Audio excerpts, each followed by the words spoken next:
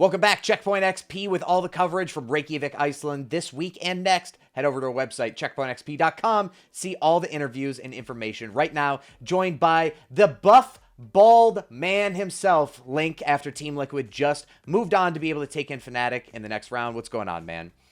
Yo, thank you for having me. Hey, so, really, I went through your Twitter, and there was one thing that stood out where you were like, the lower bracket magic is real. Like, this is where legends are made, because everybody that just cruises through the top, it seems like they sometimes get caught sleeping. How have you and the team felt, having to fight, essentially, to stay in this tournament, to be able to take on Sentinels? We sort of go into the game, like, with the same mentality, like, in each one, even if we was in the upper bracket. But obviously, coming down into the lower bracket, you have to be on your toes. You literally have to play perfect. Like, you can't have games where, like, you lose a map because you missed, like, a certain bit of key information or something. So obviously, coming down to the lower bracket, we have to play every game basically, but maybe not perfection, but just the best that we possibly can. Now, one of the weird things about Fnatic's run so far is they've essentially only played 2 maps. You know what I mean? Like, they've only played 2 maps across the entire tournament.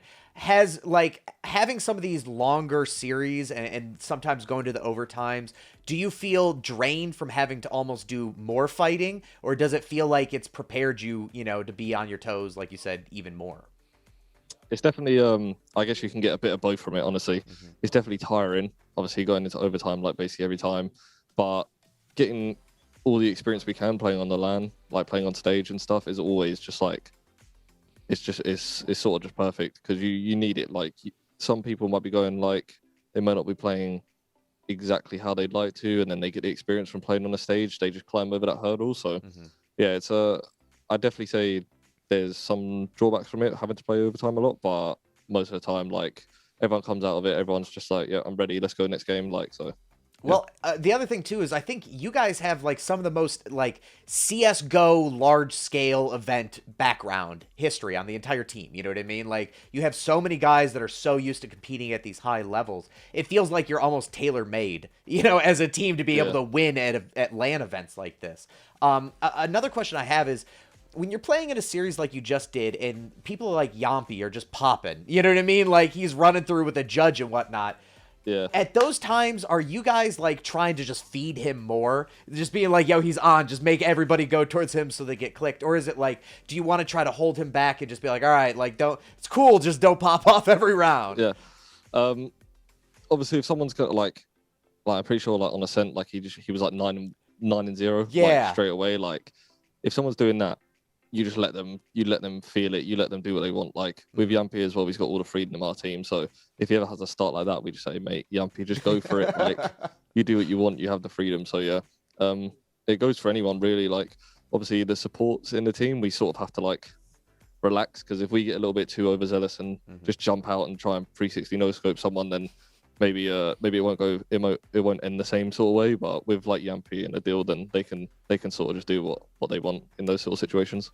One of the other things that when I talked to like some of your other teammates earlier this week, the thing I brought up too that I really like about you guys as a group is that you're really good at those minor in-game adjustments. You know what I mean? We saw it out of this last series against Vikings. It felt like they'd go on these little spurts and runs, but then you guys would adjust. You know what I mean? And be able to hold them back and whatnot. Yeah. Like, how are you making those adjustments? Is that coming in from those pauses, or is it more just like IGLing, you know what I mean, like on the move calls?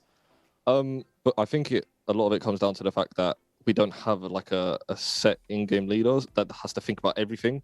Everyone's sort of chipping in, like, what we can do differently and how we can, basically play around out. So yeah, I think that's what, like, a large percentage of it comes from. Obviously, Solcas and Scream, they're doing most of the brain work, I'd say, like, mid-rounding and at the start.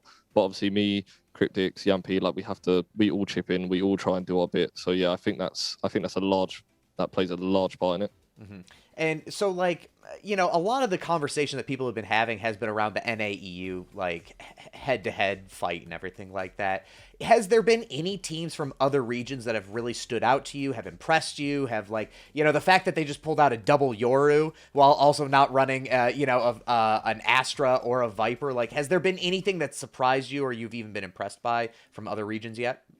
I'd say new turn. Like I actually we practiced them before the event even started. We knew like as soon as we played them, we were like, oh, like their utility and stuff was like completely different to what we play in Europe. Like honestly, like you can tell that every single round was methodical. They fought it out. Like it was different to play against. So yeah, it was definitely I'd say they definitely surprised us. Well, they focus so heavily on like their ability usage, right? Like like they could be terrible aimers, but it doesn't even matter because they're so like put together on how they use their abilities. Yeah, that's like a massive thing. Their utility is just crazy. So I like, you know, I mean, you can make up for if someone whiffed a shot or something. You've got people to trade pretty much instantly. You've got utility. Everyone knows what they're doing in a round. So yeah, I'd say that was definitely the biggest thing is new turn.